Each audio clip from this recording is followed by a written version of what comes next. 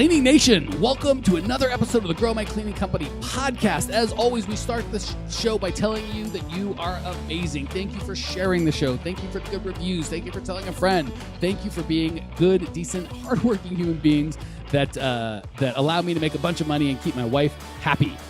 Remember, if you're listening to the podcast on the YouTube channel, we have you can download it on iTunes. If you're listening to iTunes, you go to the YouTube channel. We're everywhere. Check it out. All the good stuff's at growmycleaningcompany.com. Today, we are chatting with Alejandro Greer Coronado from the Clean Ferries. Clean Ferries serve both Long Beach, California and Dalton, Georgia with residential cleaning services. If you want to reach out to Alejandro and his team, you get a hold of him at www.thecleanferries.com. Alejandro, welcome to the show.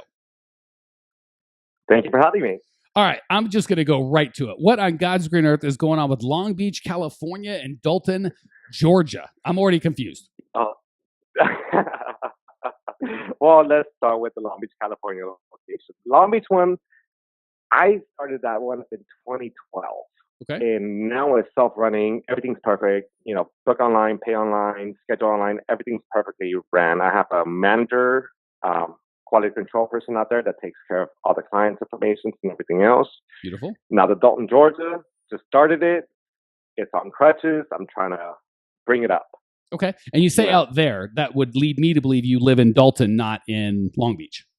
Correct. I live in Dalton, Georgia right now because I am a cleaner / owner out here in Dalton. In Long Beach, I'm just the owner.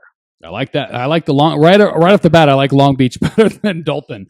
So, did something happen in your life to make you move? I mean, I don't know anyone that just wakes up in Long Beach, California. No offense, Dalton, Georgia. I'm sure I love the South, but short on beaches, short on perfect weather. What on God's green earth made you wake up and be like, I must move to Georgia? Oh Jesus! Everybody asks me the same question. You know what? Dalton's not bad. Dalton's next to Chattanooga, close enough to Atlanta. Okay. I have 8 different locations out here. I've actually did the research of how many cleaning companies out here. There's about 2 or 3 in the area. It's just, Atlanta is a phenomenal market for cleaning. Correct. Yeah. And I love Georgia. I'm not knocking it. It's just a random, I get, you're like, oh, I wanted to go north, so I went to San Francisco, or, there's too much in LA, so I went to San Diego. But Dalton, did you know somebody out there? No, my partner got a job out here, and there we go. Let's do it. It's like I could open a job out there. You run your own company. I could run my own. We'll figure something out. I go to Long Beach. I'm actually flying back to Long Beach tomorrow. Okay. For the weekend. All right. So check everything out. So it's not anything bad. All right, but you're in a relationship. That person. Correct. Got a job. Okay, because it just seemed random. I have no problem with Dalton. It's just that I've never heard of it. So now I understand. You're like, okay, I'm with somebody. He got a job. Blah blah blah. Life's good. All right. I can sleep at night. That's good. I was not going to be able to sleep at night. I was like, why Dalton? I don't understand. There's nothing wrong with Dalton, but why would you do that? Now I get it. It's amazing out here. You should try it out. I have been to the South, and I love the South. So yeah, I've zero Dalton, Atlanta. I love all of Georgia. You're the first person I've met that has said, I lived in Long Beach and I woke up one day and said, I will move to Dalton. So I just had to know why. That's exactly what happened. That's exactly what happened. And I was like, I'm okay with it. I could create something. I've did it once. I could do it again. Yeah, no, man, I love it. So how long you been out in Dalton / with the new business? I just opened it up 3 months ago, to be honest. Oh, goodness. In the Dalton area. And how long did it take you to get? About 15 clients. Okay, so about 15. How long did it take you to build the California location? It took me literally 8 months to get into the 100 client mark. Okay, so and again, 100 clients is great. I'm more impressed with the autonomy. You being able to say, yeah, I'm leaving, keep running it, and you've been here now. What'd you say, 4 or 5 months, and it's running just fine without you.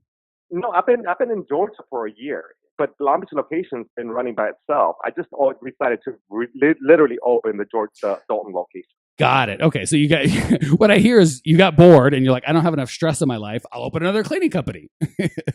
Pretty much. There you go. That's good. Exactly what it is. So you're an insane entrepreneur like myself, and I'm guessing a large portion of the audience. Good. We're all crazy. We're all in the same boat. We can move forward. Who needs hair anyways? Yeah, exactly. Please, that's for chumps and worker bees. That's entrepreneurs. That's not for us. Oh, I could add that on. Yeah, I could do that. Let's try it. Yeah, why not? I'm happy. I've got plenty of money. I'm in a beautiful place. Why not make my life miserable and hire a bunch of people to drive me crazy? Yeah. I'll only get 2 hours to sleep at night. It's okay. Yeah, well, I'll get one. Sleep's for old people. All right. So what's going on in Dalton or in your world that I can help you with today, Alejandro? There's one thing, the franchising. Okay. I've got an email this morning about, people have been looking at our company for quite some time now, especially the Long Beach location, about our reviews, our clientele, and everything else. Sure. And they've actually asked me if I wanted to franchise the company. Who's and they? I'm not opposed to it. But who's they? Someone wanting to buy a franchise or someone trying to sell you franchising correct. services? Well, I've gone 3 different things. Somebody wanting to buy the company from me. Okay. Somebody wanting to buy a franchise from me. And a company offering us to franchise. Got it. Okay. So all 3. Perfect. So I would not pay any attention to the people wanting to sell you franchising services because obviously they have a dog in the fight, right? So they want you to buy their services, so they want you to franchise. I'm not saying you shouldn't use those services if you choose to franchise. I'm just saying they don't get they get a little bit of vote in the should you franchise, but we're going to take everything they say with a grain of salt, understanding they're obviously biased, right? Like, I have no dog in the fight. I'm going to give you feedback and I'll make the exact same $0 whether you build a franchise or don't. But the guy that's selling franchise services, obviously we're going to look at his data, not exclude it, but we're just going to kind of understand, all right, he's coming from his perspective. Let's weigh it out with some other perspectives. Fair? Fair. Okay, cool. The person that asks, hey, can I buy a franchise? Also with a grain of salt, right? Because there's a difference between, hey, can I buy a franchise? And yeah, absolutely. Give me $43,000. Whoa, slow this thing. Hold on. Everything changes, right? So there's a difference between, hey, Francisco, I'd love to buy your company. And here's a cashier's check, right? Totally different scenarios. So all those could be good sources of information. I'm not saying don't pay attention to them. I'm just saying those are not the word of God by any stretch. Those are certain people with certain perspectives / agendas that may or may not work with yours. And we want to try and make sure we have data from lots of different sources, and at least one of them being someone who's not trying to sell you something or buy something from you or, doesn't have anything to win. Fair? Okay. Fair. Cool. All right. So that said, you've got a couple options. There is franchise, and I love that you're like, I'm Dalton, Georgia, in Long Beach. That's just so incongruous to me. I've got guys that are like New Jersey and New York or San Francisco, LA. Like I've got, that's common. I just have no one that's like one random city and another random city and another part of the world. Just random. Like you're the only one I've talked to that's got that. So I love it. So I guess what I always want to say is let's start with the end and work backwards. And we're going to talk specifically to you, but Cleaning Nation, I want you to do the same thing. Because a lot of people, for whatever reason, I was the same way, get real turned on by multiple locations. Like, oh, it's super sexy to have, 5 locations. I want to go nationwide or what. And there's nothing wrong with that. The only thing wrong with that is wanting this result over here, but using a plan that's not going to get you that result. So same with franchising. It's super sexy in my humble opinion, right? For me, it'd be like, that's a big ego boost. I've got 60 franchises or whatever. It makes me feel like a big deal. Which is fine. Like let's acknowledge it. There's nothing wrong with that. Let's not pretend that we don't have emotions and as entrepreneurs, we don't have pride and we want to point to this thing and go, look what I built. But we just want to go in eyes wide open and make sure we're willing to pay the price to get that result. Is that making any sense or am I just talking insanity right now? No, it's making sense. Okay. So first and foremost, and I get where you're coming from. Yeah. So first and foremost, we got to look at what Alejandro wants his life to look like.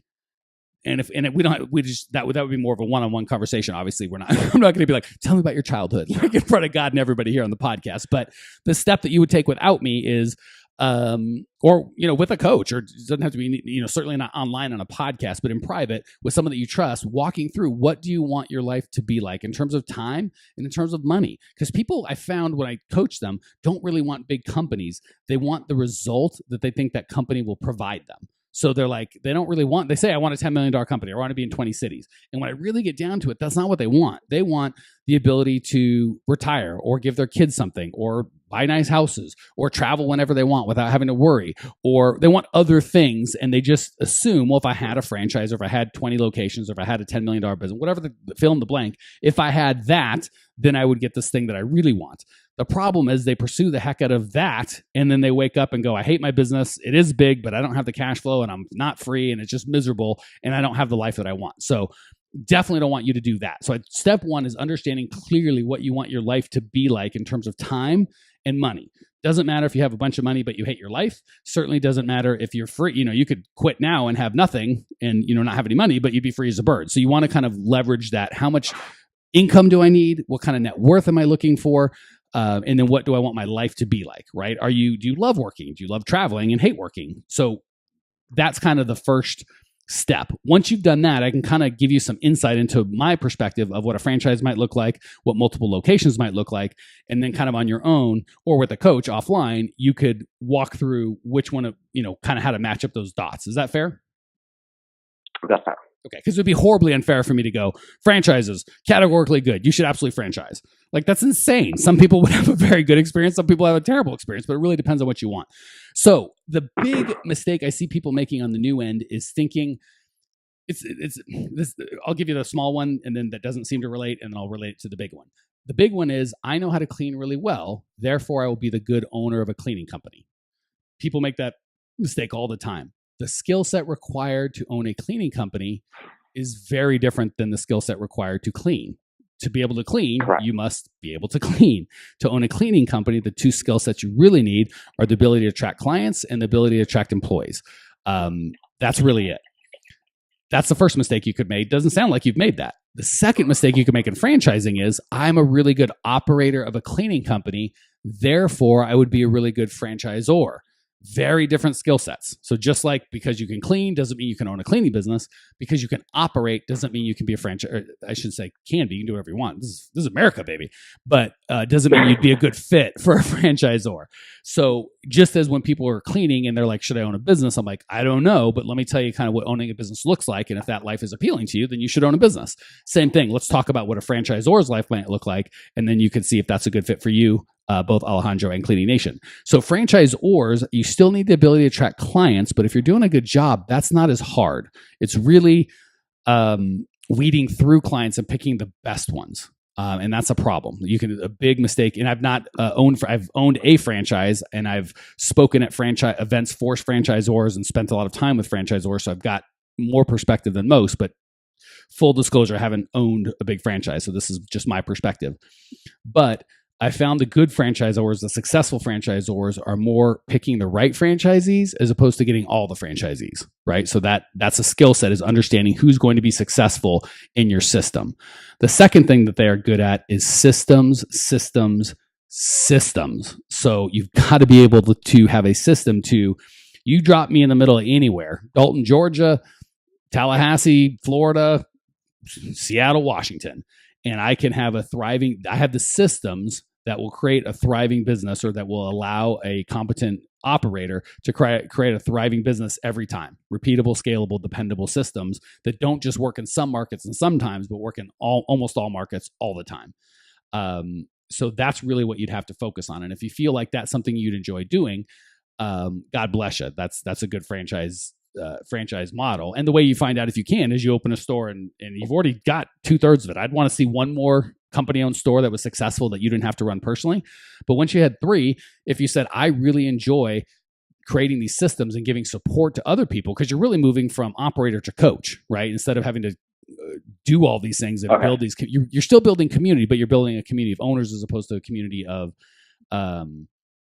workers. And it's kind of like the difference between hiring people and, like, if you're a pastor and you're trying to attract people to your church, right? You can't pay them. It's a community. You're building a community, or a community activist. Doesn't have to be a pastor, but you're really building a community of people that aren't paid to be there, right? With franchisees, they're actually paying you to be there. So that's the big thing. If you love building a community, you love coaching, you're able to create systems that are duplicatable, scalable, repeatable, and dependable. And you're okay understanding that being an operator is very different.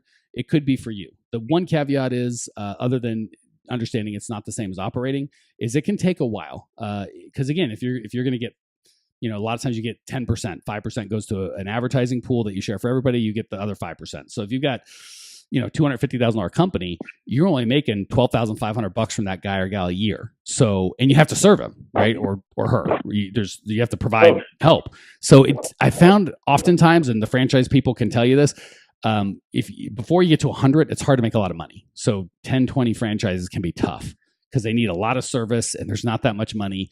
And so it's not a short-term gain. So if you're like, hey, I'd like to make $150,000 a year without a lot of work and I'd like to do it tomorrow, franchising is not your gig.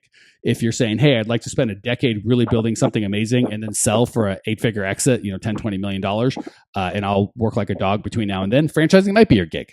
But if you're like, hey, I just want to have 4 or 5 franchises and have them do all the work and me make all the money, I've not seen that work. I'm not saying it's not possible, but that's not a plan I would set out thinking it was going to be successful. So that's me talking a lot. Did I answer your questions? Go ahead. Then I do have a question. How about if you treat your employees like owners and completely train them and then open a franchise with them, open their own location, and they're their own managers, but it's your own company, and then build it that way. So, good question. The problem is either they're an owner or they're not. You can treat an employee like an owner, but when his partner gets a job in Dalton, bye. When he has a bad day, when the hard part happens, you're done. Now what do? You got to find another kind of owner. If he owns it or she owns it, now it's different. Like if they leave, it's like, that's on you. I'll just go resell that franchise to somebody else. But it's different. If you own it, you'll find, it's funny, like when people have company cars and people drive their cars, their personal cars, and their cars are in great shape. But somehow the company car gets abused. What's this about? It's all about ownership, right? My stuff I take care of. But if you just give me the company or let me use the company car and say, hey, treat it like your own, some will, some won't. Not a good plan. So no, I've not found that working, just treating people like own. It is just know that you're going to have to deal with every 6 months or 6 years, depending on who you got and what their situation is, you're going to have that emergency of, oh crap, I've got to go replace this guy or gal. I get that. Okay. Cool. Any other questions in that universe before we hit the lightning round? No, that's it. I'm right. good. So what's with the Alejandro Greer Coronado? What makes you think you get 3 names when the rest of us get 2 names? What's going on over there? Is this a Dalton thing or what do we got? I'm Mexican. I could have 6. I like that. Proud. I'm Mexican. Screw you. I could have 20 if I want. It is what it is. I'm proud of it. That's the best answer. I'm Mexican. I do what I want. Screw you, white people. Best answer of the show. So is that all of your names, or do you have more that you don't introduce? That's it. Okay, that's it. So I have 3 names. If I wanted, now I'm a white guy. Can I start introducing myself as Michael George Campion, or is that like, no, you got to be Mexican to pull off the Alejandro Greer Coronado? Pretty cool. I think that's cool. Okay, so I could pull it off. It's not a race thing. It's just a boldness thing. I just have to be bold enough to be like, I'm using all my names. That's your name, right? That's my name. Okay. All right. I like that. You're like, because I want to. That's why. All right, good. All right, now I know. The problem is I don't have a cool name. If my middle name was Greer, I'd probably start doing it. But my middle name is George. It's not a good look. See, my middle name is Greer because it's my married name. That's my partner's name. God, all right, so you have a whole different situation going on. I'm married, but I'm not one of those guys who can take. I'm married to a woman. I'm not going to take my wife's name. So all right, see, now it's too confusing. You've got a whole dynamic not going. I liked it better when you're just like, I'm Mexican. I'm using all the names I want. Screw you. I'm going with that answer because it's more fun. Everything else is too confusing. You should have left it alone. I should have. You're right. I probably should have. People tuning in are like, I thought this was a coaching show. Why are we talking about it? What happened? All right, we're way off track. Obviously, I have lost control of the show, as is my custom. We're gonna hit the lightning round. Alejandro Greer Coronado will be answering 3 questions. You got to say angry. I think. I feel like that for me, it's more fun with vigor. He's gonna answer 3 quick questions with 3 amazing answers. Question number 1: Alejandro Greer Coronado, what's the best piece of advice you've ever received? Make the impossible possible. Love it. Absolutely. Flip side, what's the biggest mistake you've made in the cleaning business that the rest of us knuckleheads can learn from? Groupon. I wish I could say that's the first I've heard of this, but it is not. You're probably the 5th or 6th case I've heard of Groupon not going well. Sorry, Groupon. No, not knocking you. Just telling it like I see it. All right, Alejandro Greer Coronado. What's one idea that Cleaning Nation can put into practice right away? Something really easy to implement that they can put into practice immediately as soon as the show's over to help them improve their lives or their business just a little bit. I guess treat your employees well. They're the ones that make the money for you. Hard to argue with that. And you can start that tomorrow, like just today. As soon as you're done, Cleaning Nation, go out there, find the closest employee, your employee, not other people's employees, and give them a hug and tell them they're awesome. I like that. Good job, Yeah, Alejandro. pretty much say thank you. Call them and say thank you for your job. Thank you for what you do. They're the ones out busting their butts, not you. Sometimes, You are wise beyond your years. And I got to tell you, that the cool thing is, because I've had $100,000 a year employees and I've had $10 an hour employees.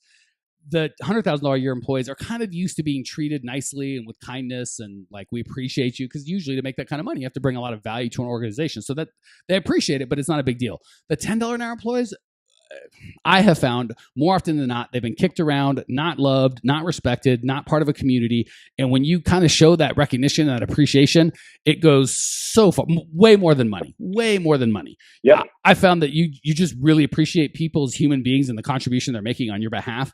They'll stick with you far more than just throwing money. Not that money's bad, but if you could only pick one, recognition or money, I'd pick recognition. Alejandro Greer Coronado, you crushed it, man. Thank you so much for being on the show. Thank you for sharing your passion, your vibe, your story. Thank you for putting up with me, first and foremost. Thank you for having me. Yeah, great to have you, brother. I appreciate you, Clean Nation. Appreciate you, Clean Nation. If you want to check out Alejandro's show notes page and everything that I have ever done in the last however many years to help you grow your cleaning company, it's all at growmycleaningcompany.com. Tons of resources. Check it out. I will see you there.